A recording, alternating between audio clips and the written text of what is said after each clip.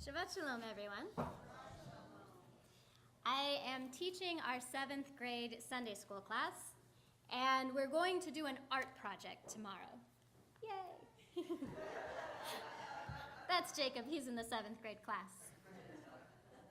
So I spoke with the art teacher, I guess it was Tuesday, and she said, okay, I looked through our supplies, and one of the objects in the art project is a piece of cloth. And she said, I have enough for all of the students, but it comes in 2 different sizes. Would you like me to run to a craft store and try to get them to be all an equal size so that the children, don't have a disagreement about which piece of cloth they're going to use? And my first impulse was to say, yes, they need everything to be exactly alike and completely fair. But then I thought I'd take a note out of this week's Torah portion, and have them work it out. And I said, maybe it would be a really interesting spiritual lesson to put the fabric on the table and see if they decide to give the larger pieces to those who enjoy art more, or the larger pieces to see if they can work it out. So that's what we're gonna do, but shh, don't tell your classmates.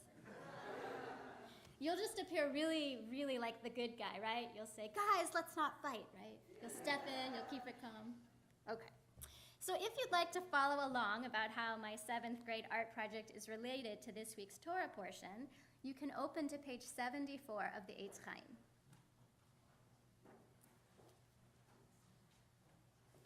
Chapter 13, line 5. Lot, who went with Abram, also had flocks and herds and tents. So the land could not support them staying together, for their possessions were so great that they could not remain together. And there was quarreling between the herdsmen of Abram's cattle and those of Lot's cattle. The Canaanites and the Perizzites were then dwelling in the land. Abram said to Lot, let there be no strife between you and me, between my herdsmen and yours, for we are kinsmen. Is not the whole land before you? Let us separate. If you go north, I will go south, and if you go south, I will go north. Lot looked about him and saw how well watered was the whole plain of the Jordan, all of it. This was before the Lord had destroyed Sodom and Gomorrah. All the way to Zoar, like the garden of the Lord, like the land of Egypt. So Lot chose for himself the whole plain of the Jordan, and Lot journeyed eastward, and thus they parted from each other. All right, so here's my question, and this should become a conversation.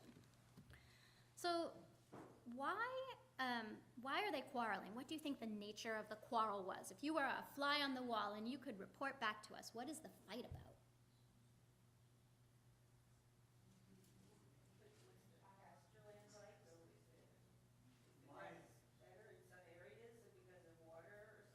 Maybe they wanted better pasture land. Maybe some of it had better grass or better water.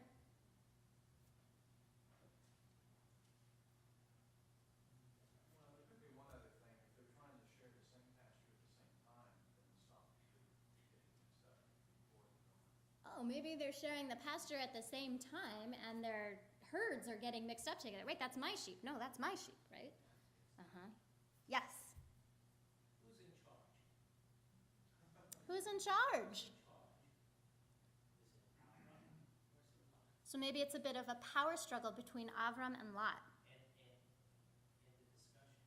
preclude them from transpiring and dividing everything. Right, so let's not have a power struggle anymore. You go your way, I'll go mine. It's interesting, if you look in the Hebrew, the word for having a lot of possessions is kaved. Does anyone know another meaning for kaved? Heavy, burdensome. So Lot and Abram, as far as we know, got along just fine. Lot wanted to accompany his uncle on this amazing adventure. He could have stayed where it was cushy, so they must have had a somewhat decent relationship to start their travels together, but all of a sudden, it's burdensome. Now, where did Abram's wealth come from? What happened just before in chapter 12? Where were Abram and Sarah? They were in Egypt. And how exactly did Abram convince Pharaoh to give him great wealth? What did he do with his wife, Sarah? He pimped her out. He did, right? And now they're rewarded with great wealth, and that wealth is burdensome. That wealth is a curse. And the Midrash points out this is just the beginning of a cycle. Because who else goes down to Egypt?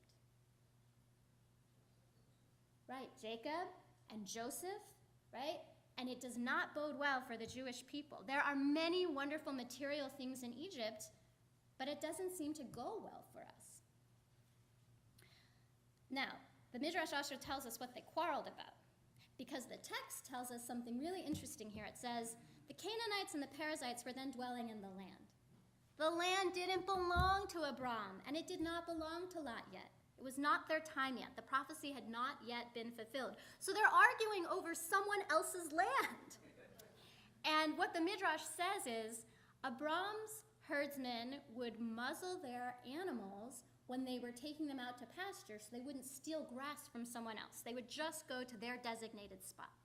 But not so Lot's herdsmen. They would just let the animals graze anywhere they wanted. And when Abram's herdsmen said, "You're stealing," they said, "Look, Sarah's barren, Abram hasn't produced a kid, and that means Lot's going to inherit this land eventually, so we're not stealing, we're just taking what's ours anyway." And Abram's herdsmen were not happy about this. That was the nature of the argument. I know, it's pretty harsh, right? It's pretty harsh. So then, right, the story ends. What geographically does Lot choose, highland or lowland? If you've been to Israel, where is he? He's low, right? So we have this symbolism at the end of the story with Abraham up in the highlands and Lot down on the lowlands. And by the way, what happens in the very next Torah portion? Sodom and Gomorrah, right? He did not make a good choice. So here, you chose poorly. So then the question I think that comes out of this story is, when do we know we've had enough? Because there are times where you really should fight for the largest portion, or the thing that's precious to you, or to sustain your family. When do you know you've had enough? This is a question to us. Because they could have come up with much more equal solutions to the problem.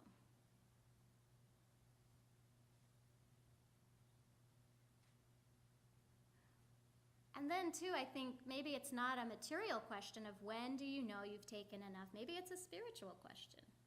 Have you ever suddenly been at a dinner with a good friend or a spouse and suddenly you realize you've been talking an awful lot? Yeah, maybe it's a spiritual question of when do we know that we've taken enough. So I'm not sure what decision the 7th graders will make tomorrow about who gets the biggest piece of cloth for the art project. I do know what human instinct causes me to want to do when I'm presented with the choice. But I also know that our 7th graders are all remarkably kind and wonderful students. So I hope that they will take a lesson, and I'll help them maybe discover the text a little bit, should it get a little heated. Take a lesson from Abram and Lot and ask themselves the question, have I had enough? Do I really need this? Shabbat Shalom.